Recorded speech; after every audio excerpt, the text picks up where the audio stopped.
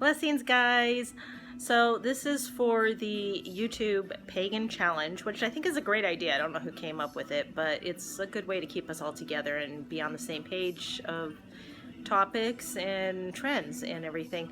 And this really isn't a trend this first week. I love it. You know, how did we get to our pagan path? How did we find it? And I don't know if that's a simple answer. In a sense, I'm not sure it can completely be answered, because I'm not sure if I ever came to this path. I think I was always on it. Maybe I didn't always know it, but I was always on this path. Okay, you know, it's really an easy way to explain things sometimes is using literary references. And I know this is just a book, but it explains it kind of well.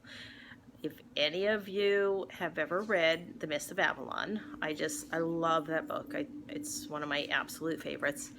And the way, not just Morgan, I cannot talk, but also Igraine, all of them, they kind of keep going back and forth to their past incarnations. And you learn from those. Even when you don't remember them, those memories are still within you. And that is kind of how it is with us. I think that I have learned things many times over, and in some lives, maybe it takes a little longer to remember the lessons, and then you have to do some more learning. And each time you're adding to your knowledge. You know, the only thing we really take with us is our knowledge. And that's just, I think, a big part of it. But in this life, how did I get to this path? Let's see. This is going to age me, but maybe it started when I met Lancelot. If I don't know if any of you know of him, but Lancelot was a unicorn, and many people do know of him. He traveled around, I don't know if the world, but at least the country, with a circus, Barnum and Bailey. But I'm not talking about when he was showcased. When he was a baby, and I was a very, very young child, so both of us very innocent souls, I had met him. And whether or not you agree with his existence, believe in his existence, whatever, because I know there was a lot of controversy over that, him even being,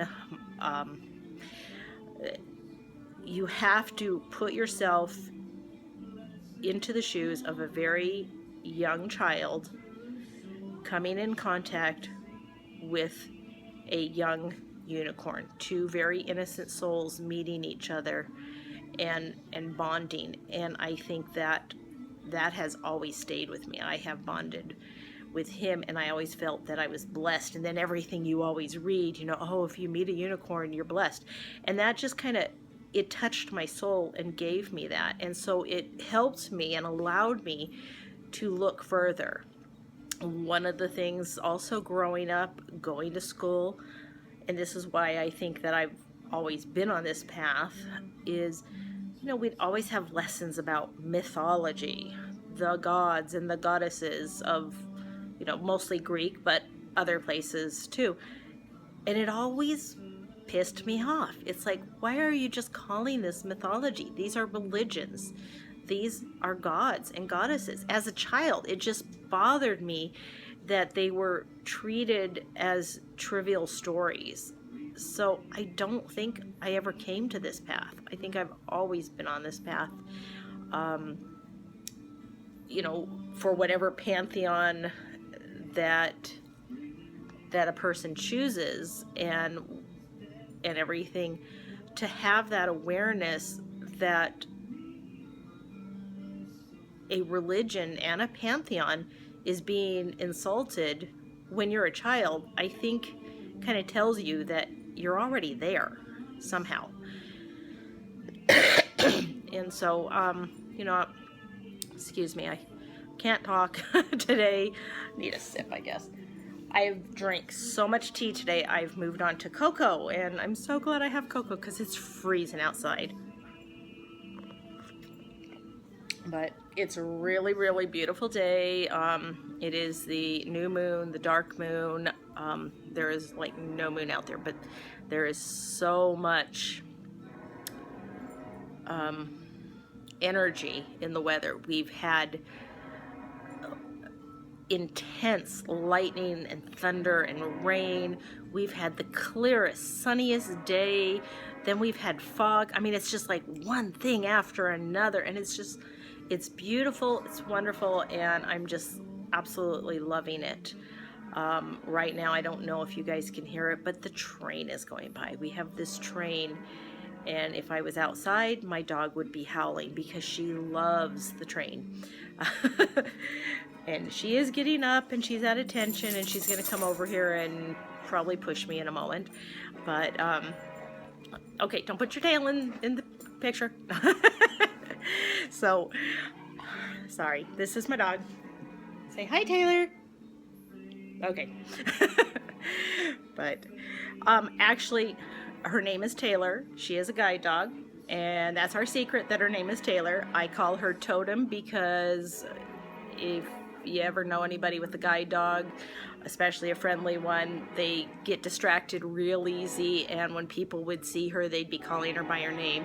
So in public, she has a pretend name that everybody else knows her by, but she doesn't know, and that's Totem because she is my guide.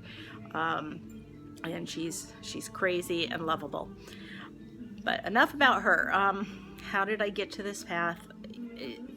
I think getting to my own pantheon and my own path once, you know, I had realized or learned that I was pagan. I always had a spirituality. I tried very hard to be a Christian. I just couldn't completely get a grasp on it. I couldn't believe it. Please go sit down, sweetheart. Please. Go. All right, go find your ball. All right, that kids are going. But, you know, I couldn't be a Christian because I wanted to be. Because I wanted to be with everybody else and stuff. And I had such a spiritual feeling in me. But I always disagreed with all the Christians I knew, mainly about their beliefs. You know, I wanted to protect animals. I wanted to protect nature. I didn't like that all my life. As a child, everything, always. And I didn't understand why we had to be ruled by one man and why we had to be afraid of him. You know, I still don't understand why somebody would even want a God that they have to be scared of. I mean, I always thought, you know, there should be some love there. And I don't know, it was just nothing I can get a grasp on or anything, even though I really felt spiritual inside. And yes, she wants to play. And I wanted to be part of the community, but then finally, you know, I'm more and more I started getting into things, and I'm mostly Greek. I am Greek. My mother is Greek. My father came from, his family came from Britain, and there was kind of a mix there in way back when there were people from Wales and kind of a little of everything. And somehow, you know, I was studying the genealogy on that side of the family, and oh, you could probably hear her now. And I just kept getting a fuller feeling within me, and for some reason always connecting to mainly the Welsh side, but all of the Celts, even though, like I say, I really was raised as a Greek. But I just really felt a connection there. And finally, I don't remember exactly when, but somebody's like, you know, you really seem to be into that. Have you ever looked at those religions? And it's like, well, I don't know. And so I started reading on that and realizing everything I was reading, I totally agreed with and believed. And it's like, oh, okay. So there's a name to what I am, to what I do. And yeah, that was kind of weird. But, you know, and in a sense, I guess I also inherited it not knowing it. My mother always did everything with nature. She can get anything to grow. You would not believe. I mean, growing up in California, our backyard was mostly concrete and swimming pool, and yet we could have eaten all year off of the produce that was grown in that backyard. You know, from figs to herbs to apricots to everything. And excuse me. And so many things that she had were tools. They were witches' tools, but I didn't realize it. I even have the most beautiful antique cauldron. I don't know where she got it. I can't show it to you because it's back in Arizona right now and I'm not. And it's a beautiful brass cauldron that, you know, looks like something Harry Potter would have taken to school. But it's just beautiful, beautiful. And I learned really quickly, do not do fire magic in it because I had to get one of the legs resoldered, melted off. But my point is that it is in my lineage, and I believe it's in most people's lineages. We just have to take the time to be aware of it and recognize it. But it is there, and you know, everything about our lives, if we are on this path, everything in our present lives will bring us back to this path. And whether you've lived many, many times or just a few, or maybe you haven't lived in a long time, maybe you've spent a lot of time in Summerland, your memories are still there and you just need to find them. And that's what brings you to this path.